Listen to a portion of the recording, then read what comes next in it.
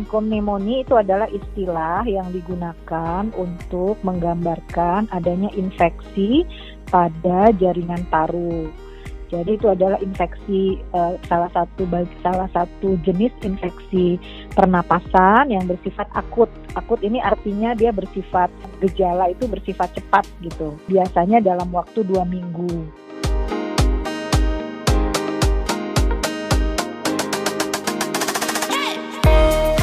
Kalau kita melihat data-data baik di dunia maupun di Indonesia, bronchopneumonia ini umumnya diderita oleh anak-anak yang usianya masih muda, yaitu di bawah 5 tahun, jadi pada anak balita. Nah, kalau pneumonia ini kita tahu bahwa penyebabnya adalah yang terbanyak infeksi. Infeksinya itu biasanya infeksi bakteri, bisa virus ya. Kenapa bisa terkena infeksi itu? Tentu karena tidak ada perlindungan atau tidak mempunyai kekebalan terhadap kuman tersebut.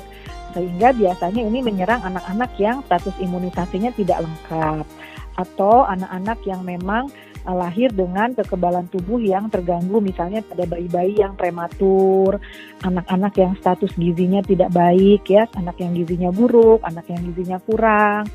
Kemudian juga anak-anak yang hidup di lingkungan dengan polusi udara yang tinggi. Polusi udara ini baik polusi udara di luar rumah maupun di dalam rumah. Kemudian juga kalau misalnya bayi yang tidak mendapat ASI eksklusif, itu juga akan mudah terjadi bronchopneumonia karena kan ASI itu mengandung juga kekebalan tubuh ya yang diberikan dari ibu ke anaknya.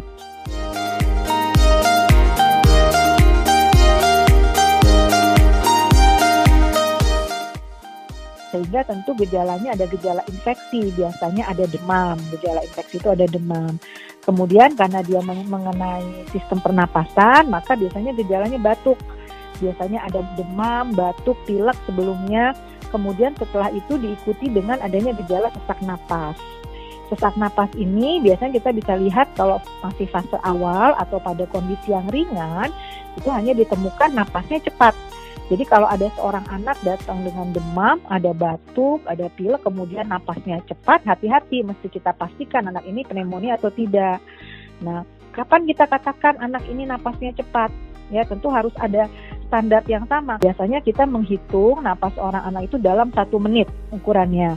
Kemudian kita lihat berdasarkan usianya. Kalau misalnya usianya kurang dari 2 bulan, maka napasnya tidak boleh lebih dari 60 kali dalam 1 menit. Kalau dia usianya 2 sampai dengan 12 bulan atau sampai dengan setahun, itu tidak boleh lebih dari 50 kali per menit. Kalau dia lebih dari 1 tahun, yaitu 1 sampai 3 tahun, itu tidak boleh lebih dari 40 kali per menit. Kalau dia 3 tahun ke atas, itu tidak boleh lebih dari 30 kali per menit.